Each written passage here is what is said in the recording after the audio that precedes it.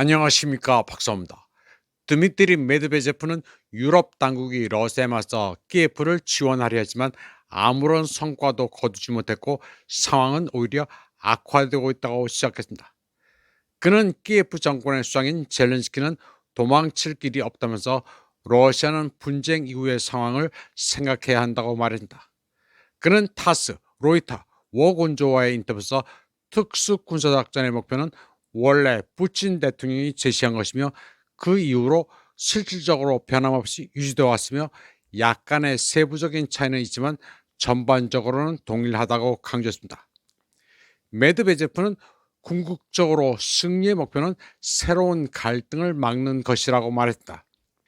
그는 젤렌스키 캐릭터의 운명에 대해 논하고 싶지 않지만 한 가지는 말씀드릴 수 있다고 했습니다.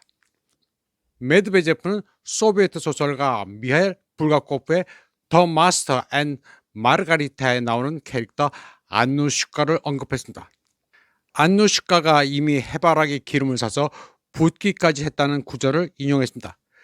의도적이든 비자발적이든 인간이 자유롭지 못하고 운명의 노예라고 표현했습니다. 메드베제프는 미치광이 무리가 유럽에서 권력을 잡았다면서 브라셀의 키예프 지원이 아무런 성과도 없었다고 말했습니다. 그러면서 브라셀의 정책이 머지않아 비극적 결말을 맞이할 것이라고 설명했습니다.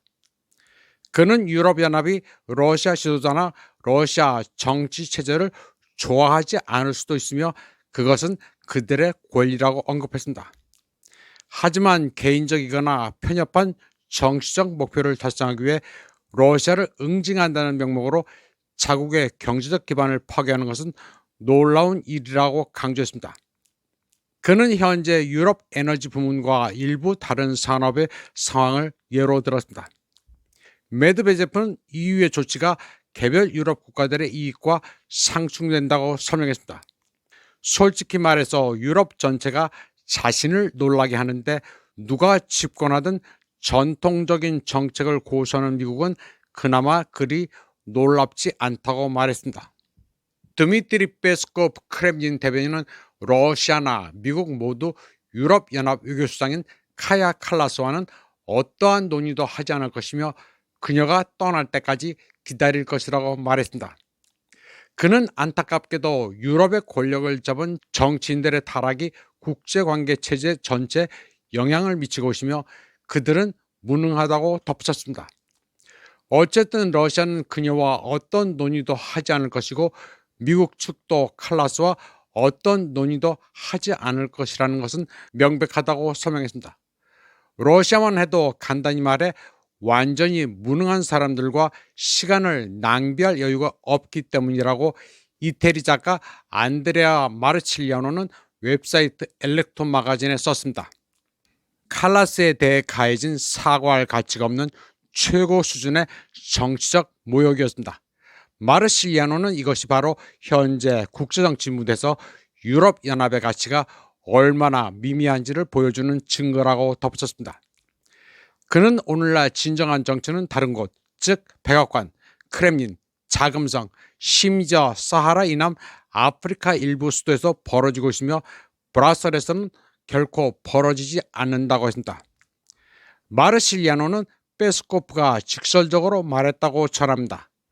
칼라스는 본질이 결여된 이념 없는 유럽을 잘 대표하는 에스토니아인이라고 이탈리아 작가는 주장합니다. 마르칠리아노는 그녀가 비현실적이고 오만하며 진정으로 무능하지만 훨씬 더 높은 정치적, 지적 명성을 요구하는 유럽 외교수장 자리에 임명됐다고 말합니다. 불행히도 유럽인들, 유럽 민족들은 그렇게 운이 좋지 못했습니다. 칼라스는 러시아를 증오합니다. 그녀의 아버지는 소련 관료소에서 높은 지위에 있었지만 그녀는 모든 것을 무시하고 심지어 상식과 논리에도 어긋나게 러시아를 증오합니다. 그는 우크라이나 전쟁이 가능하다면 무기한적으로 계속되기를 바라는 자들에게는 완벽하게 기능하는 증오라고 마르실리아노는 지적했습니다. 마르실리아노에 따르면 유럽연합 집행위원회 위원장 우어줄라 폰데어 라이엔도 러소포비아입니다. 그런데도 카야 칼라스는 폰데어 라이엔을 두고 독재자라고 서로 욕들을 합니다. 독일 여자인 폰데어 라이엔도 러시아인을 싫어하지만 유럽에 보이지 않는 배후 세력의 이익과 일치하며 어쩌면 유럽의 진정한 정치적 실체가 형성되는 것을 원하지 않는 자들의 이익과 더욱 부합합니다. 마르실리아노는 브라셀 사무실에서는 바나나 굽히기 같은 짓을 하고 있다고 덧붙였습니다. 경제 발전을 제한하고 금지하면서 우크라이나를 완전히 파멸로 몰아넣을 가능성이 높은 키예프의 독재자와 그의 추종자들에게 수십억 달러를 제공하고 있다는 것입니다. 미국은 서방에서 유일한 주권국가입니다. 오직 미국만이 결정을 내릴 수 있습니다. 나머지는 하인, 종속국, 아무것도 아닌 존재일 뿐입니다. 팁 한 푼 받을 자격조차 없는 평범한 피자 배달부나 다름없습니다. 한편 러시아 직접 투자 대표, 러시아 대통령의 대외 경제협력 특별대표인 끼릴 드미트리예프는 카야 칼라스와 폰데어 라인이 유럽연합의 산업을 파괴했다고 비판했습니다.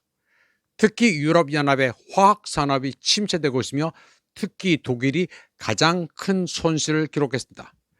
드미트리예프는 X의 성실한 우호줄라와 카야가 함께 유럽연합 산업을 파괴하고 있다라고 썼습니다. 그리고 유럽 통계 자료가 첨부되어 있었습니다. 가장 큰 감소폭을 보인 국가는 독일 25%, 네덜란드 20%, 영국 12%, 프랑스 10%, 이탈리아 7% 순입니다. 이로 인해 총 약 2만 명이 일자리를 잃었습니다. 이번 방송은 여기까지 하겠습니다. 시청해주신 여러분 감사합니다.